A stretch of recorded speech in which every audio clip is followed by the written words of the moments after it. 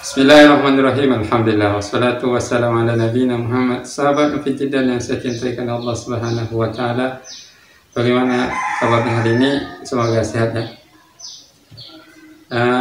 Pada kesempatan ini teman-teman kita akan membahas mengenai pertanyaan yang sering ditanyakan mengenai hewan kurban.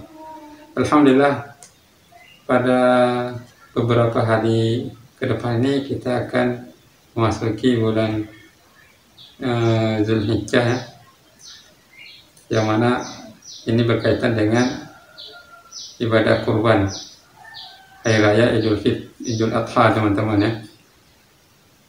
Nah, bagi yang berhaji akan melaksanakan ibadah ke Baitullah.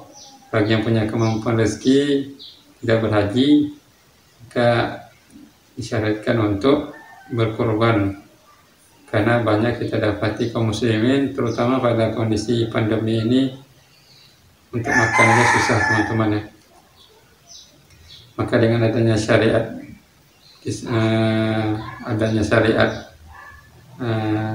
hewan kurban untuk disembelih, diberikan kepada mereka yang berhak, ini sungguh sangat membantu. Namun tidak boleh diganti dengan uang gitu teman-teman. Tetap kita hidupkan syiar Islam itu dengan berkurban. Dan tahun ini kaum muslimin banyak, hampir semua negara ya, yang ingin melaksanakan haji tidak bisa karena ketetapan pemerintah Arab Saudi untuk mencegah penyebaran virus COVID-19 ya. Semoga Allah angkat musibah ini. Karena di antara bentuk nikmat yang terbesar yang Allah berikan itu adalah adanya rasa aman. Saat ini kita diuji dengan hilangnya rasa aman teman-teman. Semoga ini yang kembali normal agar kita bisa beraktivitas seperti semula. Maka hendaklah kita banyak bersyukur kepada Allah Azza wa Jalla teman-teman. Oke teman-teman, kita lanjut mengenai pembahasan kita ini mengenai hewan. Pertanyaan ditanyakan mengenai hewan kurban. Oke, yang pertama itu mengenai jenis dan usianya. Seperti onta itu usianya itu 5 tahun, sapi 2 tahun, kambing Jawa itu 1 tahun, kambing gembel atau istilah umumnya itu domba, usianya itu minimal 6 bulan. Nah, kalau selain domba sudah familiar di penglihatan kita teman-teman ya, untuk jadikan hewan kurban. Adapun unta sangat jarang saya lihat dan saya dengar ada yang berkurban di Indonesia. Bagi teman-teman yang pernah melihat, silakan komentar ya. Kemudian kita lanjut mengenai cacat teman-teman ya. Cacat pada hewan kurban itu ada 3. Yang pertama itu tidak sah, makruh. Kemudian yang ketiga itu adalah cacat dan tidak berpengaruh terhadap hewan kurban. Yang pertama itu tidak sah hewan kurbannya, seperti buta teman-teman. Ada buta sebelah atau buta kedua-duanya. Dalam mazhab Syafi'iyah, untuk rabun senja masih dibolehkan untuk dijadikan hewan kurban.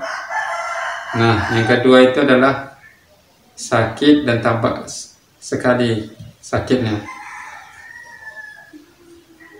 Biasanya yang punya hewan kurban, punya peternakan itu tahu ya, hewan ini sakit atau tidak. Kemudian yang ketiga itu adalah pincang teman-teman ya. Kalau dia dilihat dari jalan itu nggak normal itu.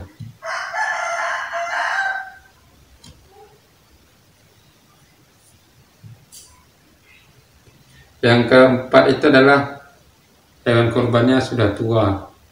Ini biasanya sum-sum pada tulangnya nggak ada. Jadi ada 4 jenis, ada 4 macam dari hewan-hewan kurban yang tidak sah untuk jadikan kurban. Pertama itu adalah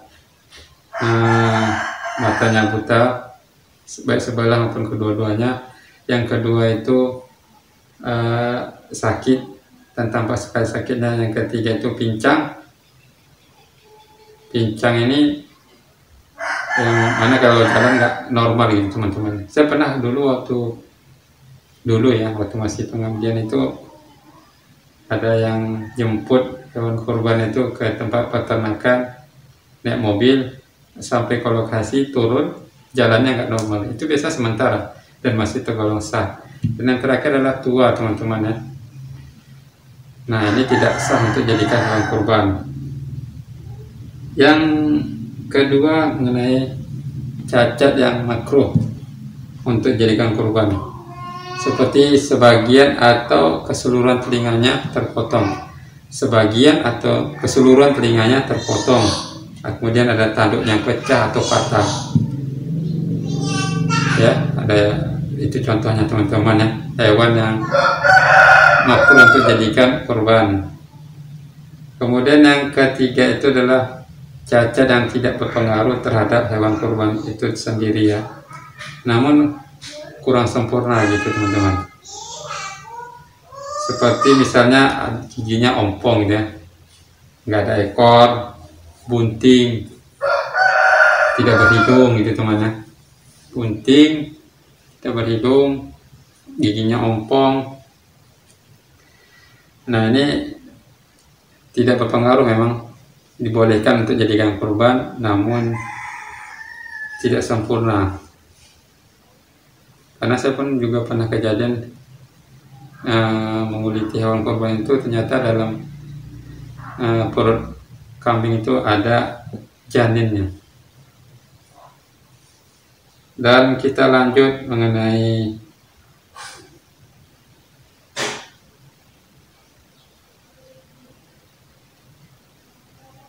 hewan yang disukai dan lebih diutamakan untuk kurban. Dalam pembahasan tadi teman-teman ya, masih ada khilafiyah para ulama, dan ini kita paparkan untuk sebagai penjelasan saja. Kemudian mengenai hewan yang disukai dan lebih utama untuk dijadikan kurban.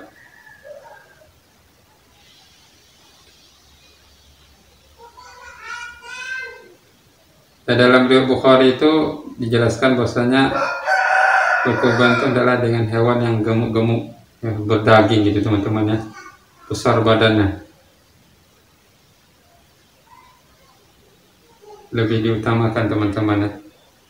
Jangan kurus krempeng gitu, berdaging gitu lah, besar berdaging gitu, lebih diutamakan.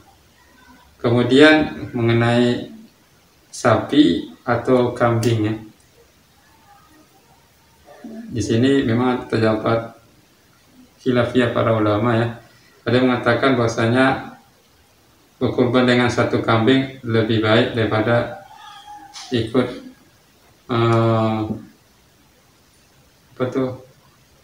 berbagi ya, satu sapi itu 7 orang.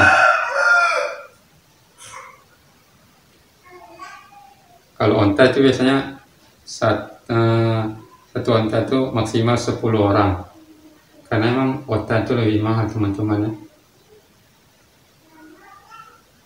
Dan lebih utama itu adalah masing-masing itu satu teman-teman ya.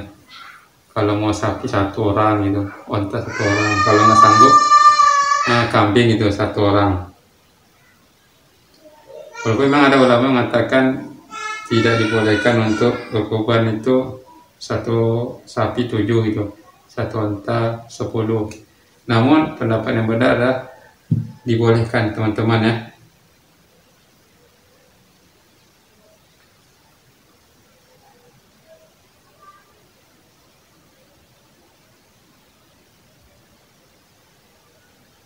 Dan ini sering juga ditanya mengenai kalau mau berkurban tuh maunya yang jantan itu teman-teman.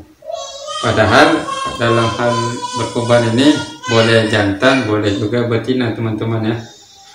Karena Nabi SAW pernah menjelaskan bahwasanya ketika akikah itu kalau yang laki-laki kan lahirnya maka 2 kambing gitu ya. Kalau yang lahir anak perempuan itu 1 kambingnya. Dan Nabi juga menjelaskan bahwasanya tidak masalah mau jantan atau betina, jadi boleh kita milih jantan atau betina untuk dijadikan sembelihan, hewan sembelihan.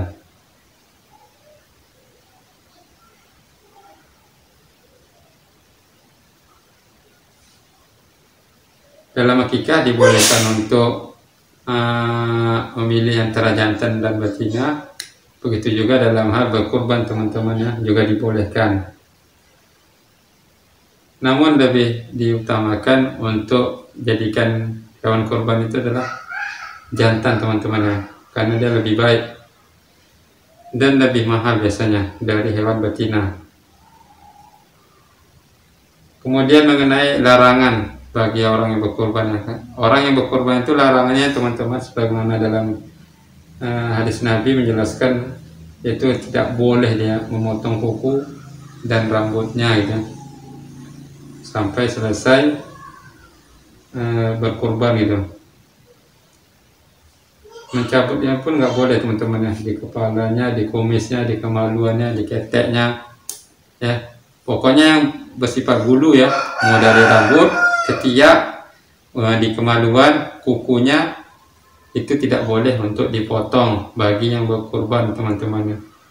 Namun ada kesalahpahaman, kalau misalnya si bapak berkurban berarti istrinya juga mendapatkan imbas juga untuk larangan tersebut, padahal yang benar adalah bagi yang berkurban saja. Misalnya si bapak yang berkurban, maka si bapak yang mendapat larangan untuk tidak boleh mencukur dan memotong kuku ya. Kalau rambut dipangkas itu nggak boleh, ketek dicabut gitu, bulu kemaluan dicukur nggak boleh, sampai selesai hewan kurban ini disembelih itu teman-teman ya. Nah, inilah diantara pertanyaan yang banyak ditanyakan mengenai hewan kurban teman-teman ya. Bagi teman-teman yang ingin membaca pembahasan kita ini, saya lampirkan di deskripsi teman-teman ya. Di sini kita sama-sama belajar. Semoga ini bermanfaat kepada saya pribadi terkhususnya dan kepada teman-teman. Demikian teman-teman ya, bagi yang mau tanya-tanya juga boleh ya di komentar. Nanti saya akan coba menjawab semampu saya teman-teman ya. Assalamualaikum warahmatullahi wabarakatuh.